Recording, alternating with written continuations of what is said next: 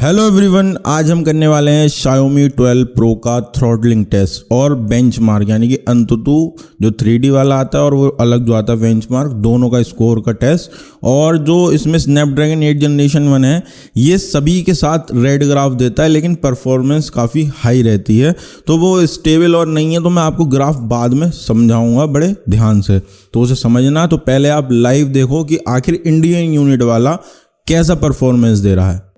तो अभी मैं स्टार्ट करने वाला हूँ इसका CPU थ्रॉटलिंग टेस्ट। तो अब आप चेक करना, देखो मैं इससे पहले 4-5 बार कर चुका हूँ और हर बार ग्राफ अलग अलग आया है, ऐसा नहीं है कि स्टेबल ही रहा हो।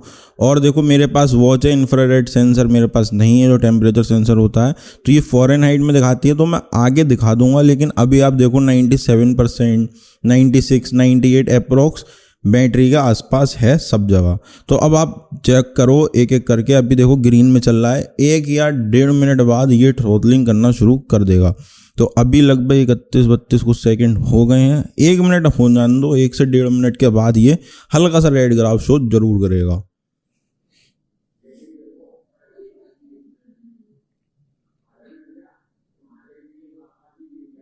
बीच बीच में मैं वीडियो 2x 5x ऐसे कर दूंगा जिससे आपका टाइम बच जाए। तो अभी देखो मैं आपको दिखाता हूँ, ये अब पास में, हाँ देखो हल्का सा ऑरेंज जोन में चला गया है और लगभग 1 मिनट 22 सेकंड हो रहे हैं।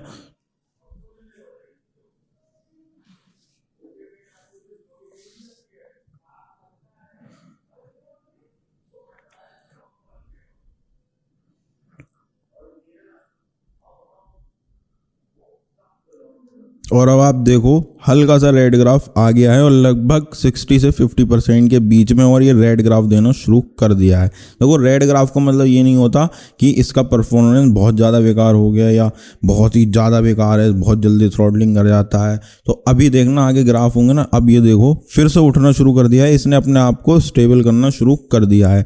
अब ये परफॉर्मेंस फिर से बढ़ाएगा, फिर कम करेगा।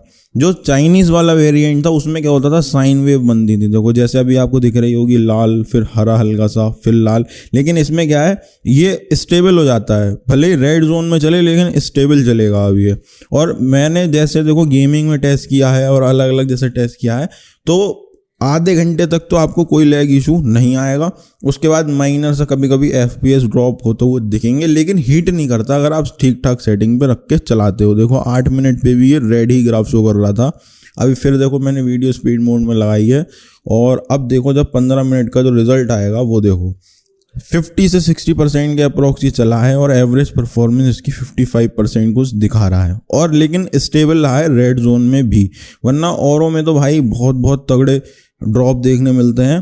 तो यहाँ इंडियन यूनिट में इसको स्टेबल किया गया है। अब देखो मैं घड़ी रख के दिखाता हूँ, और मैंने यहाँ सामने लिख दिया है कि फ़ारेनहाइट कितना सेल्सियस में कन्वर्ट होता है। अब देखो जैसे 99 है, 100 जाएगा कैमरा मॉड्यूल के पास, तो 100 फ़ारेनहाइट पे 37 से 38 डिग्री टेम्परेचर इसका हो गया है। अब देखो मैं 105 भी पहुंचा है, देखो 105 यानी 40 डिग्री सेल्सियस। कैमरा मॉड्यूल पे ये सबसे ज़्यादा रहता है।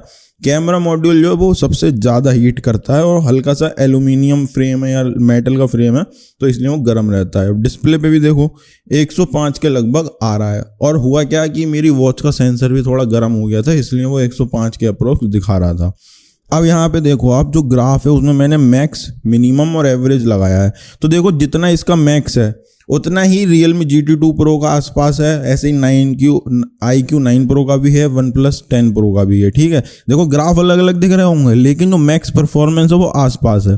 फिर एवरेज को देखो, जो GIPS है वो भी एवरेज भी आसपास है, और जो मिनिमम वाला है उसमें Xiaomi 12 Pro 127 तक गया है जो Xiaomi 12 Pro है, लेकिन बाकी भी देखो आप आसपास है। लेकिन देखो ग्राफ अलग लगा रहा होगा, क्योंकि 100% पे जो मैक्स वैल्यू चली जाती है वही रहती है। अब यहाँ देखो बेंचमार्क स्कोर, बेंचमार्क स्कोर जो आए हैं अंतुतु के, Xiaomi 12 Pro के आए हैं 9,60,000 कुछ, Realme GT2 Pro का आया है 9,49,000 कुछ, और iQOO 9 Pro का आया है 1 लाख कुछ, और वहीं OnePlus 10 Pro आया है सिर्फ 7 लाख के आसपास।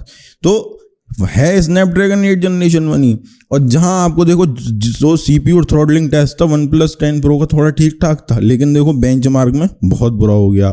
तो वहीं अगर Xiaomi 12 Pro की कॉस्ट की बात करी जाए, वो बहुत ज़्यादा कम है इन सभी फ़ोन के कंपैरिजन में। वहीं Realme GT2 Pro वो आता तो सस्ता है, लेकिन उसमें फीचर्स कम है।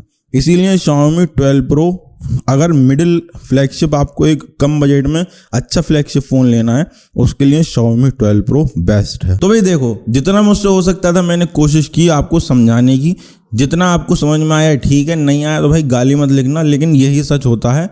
और अगर वीडियो अच्छी लगी हो तो लाइक कर देना, चैनल सब्सक्राइब कर देना।